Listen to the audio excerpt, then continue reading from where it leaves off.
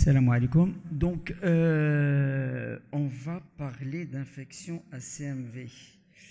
Avant, je suis honoré, ravi, et je remercie Khalid Benani qui fait ses GIPT, donc les Journées internationales de Patrick Tougnon, et c'est comme ça qu'il les a appelés lui. Et donc, du coup, je te remercie infiniment pour cette invitation. Alors, je vais faire comme Ousmane, je vais vous poser quelques questions. À votre avis, la séroprévalence du CMV dans le monde, elle est de 1 à 2%, 10 à 20%, 50%, 80 à 90%. Alors, quelle réponse? A, B, C, D? Dans le monde, dans la population générale, les hommes, les femmes, adultes.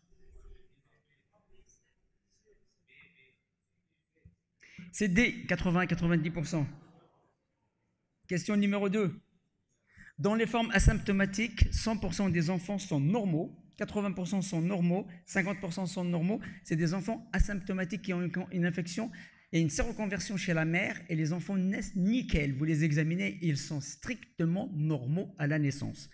Est-ce qu'ils, dans leur devenir, est-ce qu'ils seront 100% normaux, 80%, 50%, 20%? Réponse A. Réponse B. Parfait, vous avez raison. Réponse B. Alors, c'est une pathologie extrêmement répandue dans le monde.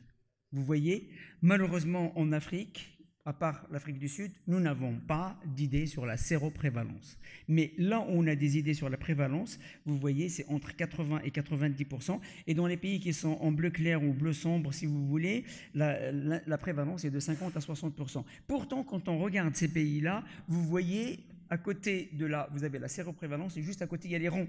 Et dans les rangs, vous avez à ce moment-là la prévalence d'infections néonatales. Et là, vous avez à ce moment-là, vous voyez, entre 0,5 et 1,5, voire même 2% d'infections congénitales. Et le CMV congénital, c'est la première cause de retard mental chez l'enfant aux États-Unis. Au même titre que la trisomie 21, au même titre que, vous voyez, donc.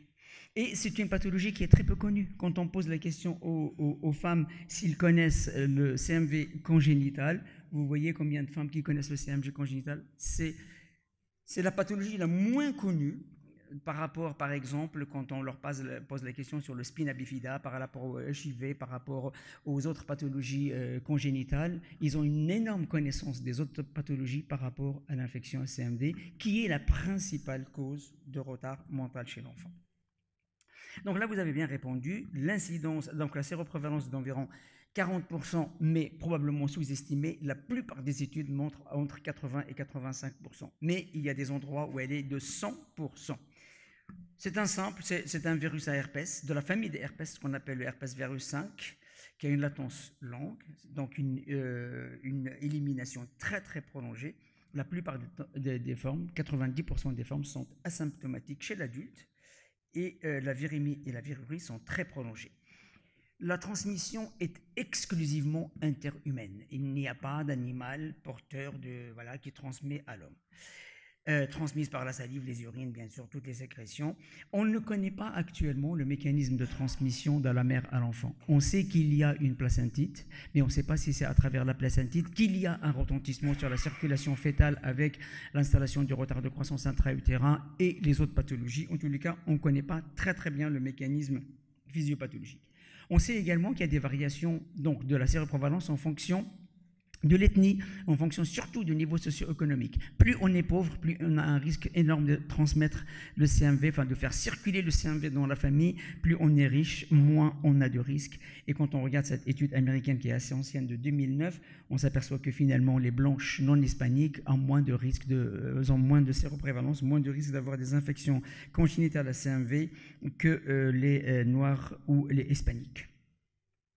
Les facteurs de risque maternel, on sait maintenant à peu près on connaît un tout petit peu plus sur le statut immunitaire. On sait que, par exemple, dans le cadre d'une primo-infection, il y a un passage transplacentaire qui est assez fréquent, 40%, alors que dans les réactivations ou les réinfections, le passage est faible. Pourtant, la plupart des enfants qui sont symptomatiques ou qui sont symptomatiques à CMV congénital, ils ne surviennent pas chez les femmes qui ont une primo-infection, mais plutôt dans le cadre de réinfection ou de réactivation. Pourquoi ? Parce que quand vous avez 80% de la population, 90% de la population qui est séroconvertie, donc ça veut dire qu'ils ont déjà des anticorps, il ne reste que 10 à 20%.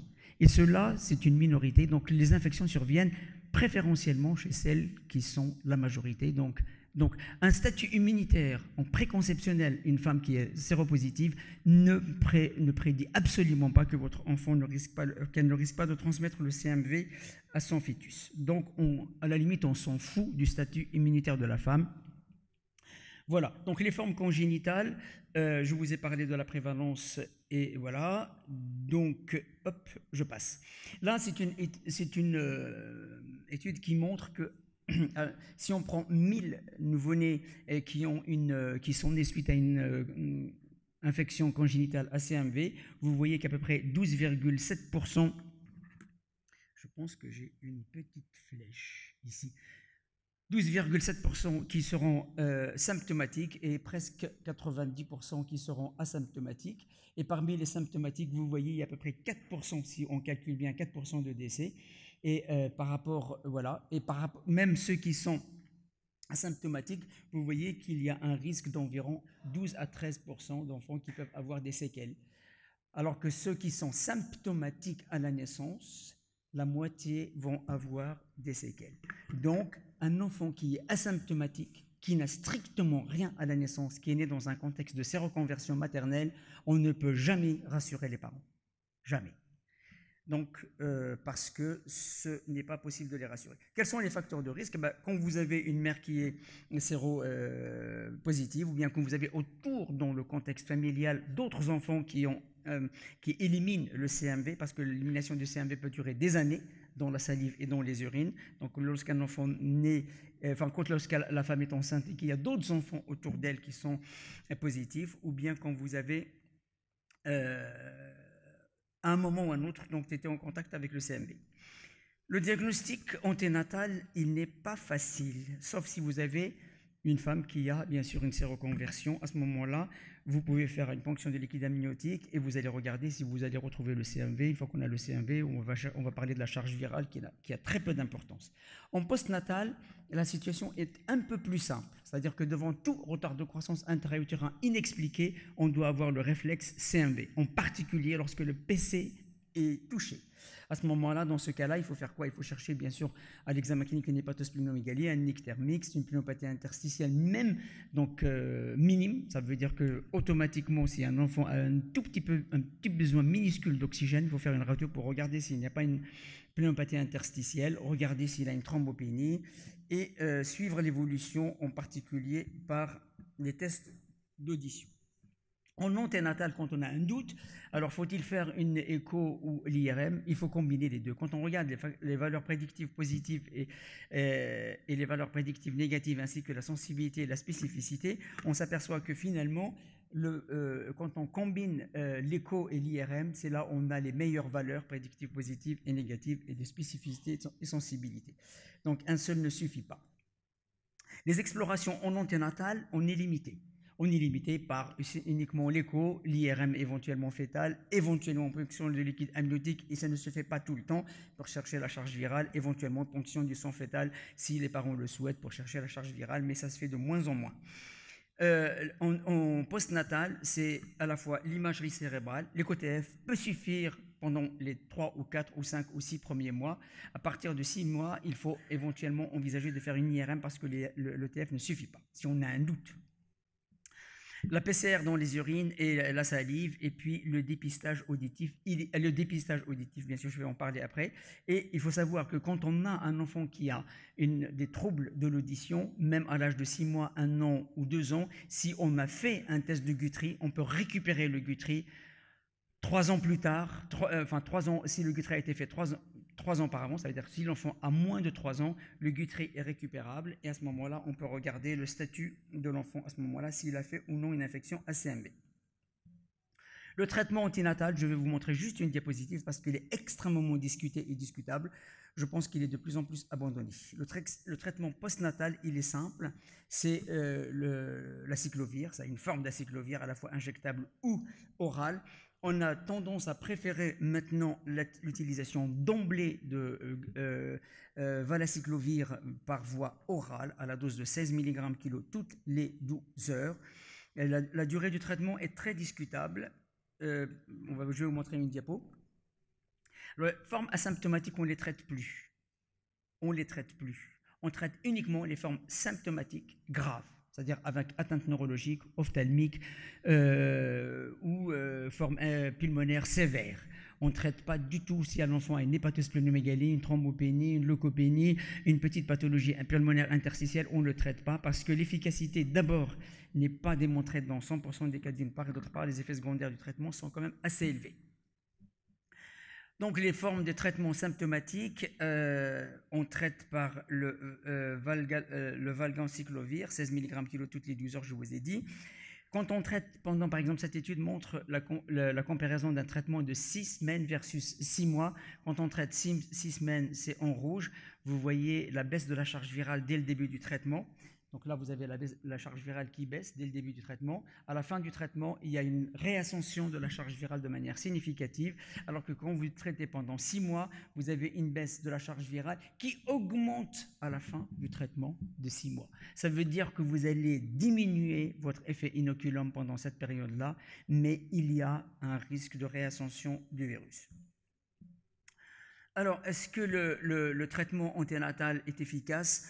C'est une étude, donc là c'est une méta-analyse de 2023 qui montre quoi? À propos de 620 femmes qui avaient une séroconversion, on s'aperçoit que le valacyclovir utilisé en anténatal diminue de manière significative la transmission du virus au fœtus. La transmission du virus au fœtus. Mais on ne sait pas s'il diminue les formes symptomatiques et asymptomatiques, sachant que les formes même asymptomatiques, ils ont à peu près 10 à 20% de risque d'avoir une surdité. Donc le traitement anténatal est également discutable.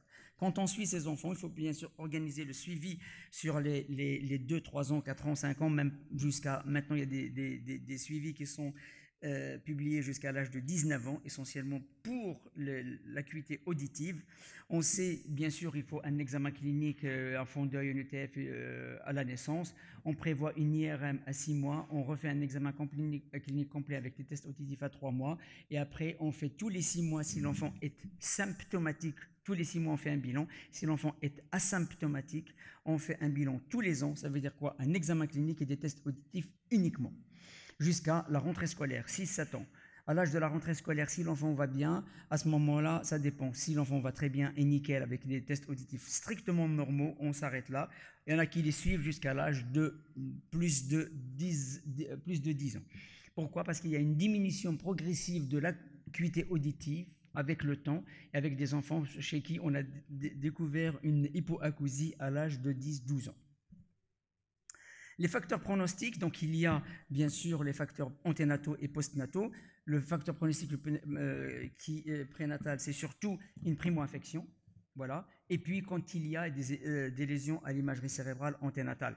Les formes en postnatal, ça dépend. Vous avez des formes symptomatiques et asymptomatiques. Les formes symptomatiques, elles ont des risques élevés, environ 50% d'avoir des séquelles, alors que les formes asymptomatiques, le risque de séquelles est d'environ 8 à 10%. Alors, est-ce que la charge virale a un intérêt? Oui et non. Plusieurs publications sont faites sur la charge virale en disant que quand il y a un seuil de charge virale supérieur à 3500 copies par millilitre, il y a probablement un risque plus élevé d'avoir une surdité.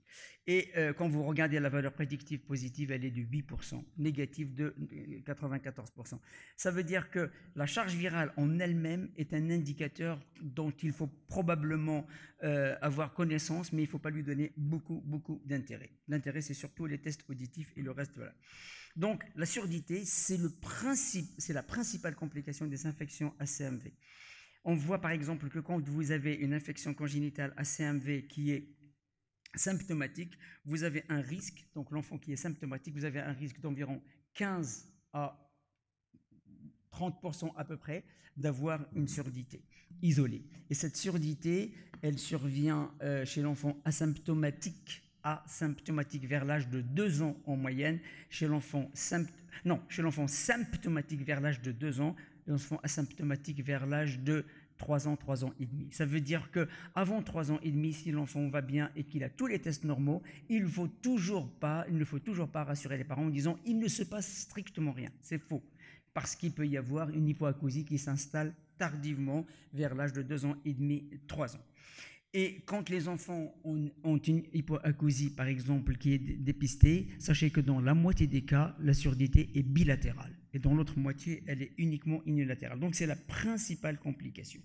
Cette étude qui a été publiée en 2006 concernant les causes de l'hypoacousie, les causes de la surdité néonatale, on voit par exemple que à la naissance, ça c'est à la naissance, et ça je pense que c'est 1 mois, non, c'est à 1 an, à 4 ans. On voit, quand vous regardez les causes de la surdité à la naissance, vous voyez que le CMV représente à peu près 25%. La même chose, la même proportion, on la retrouve à l'âge de 4 ans. Ça veut dire que c'est une proportion qui est quasiment identique, ou presque, et alors que les autres causes, donc 60, bien sûr, c'est... Voilà. Donc c'est quand même une proportion non négligeable. Alors là, c'est une étude qui est faite uniquement sur l'utilisation des tests auditifs pour savoir si les tests auditifs peuvent apporter. Donc, on examine les enfants et on fait strictement rien à part les tests auditifs. Donc, suivi uniquement par les tests auditifs. On s'aperçoit avec cette étude que les tests auditifs permettent de dépister, non,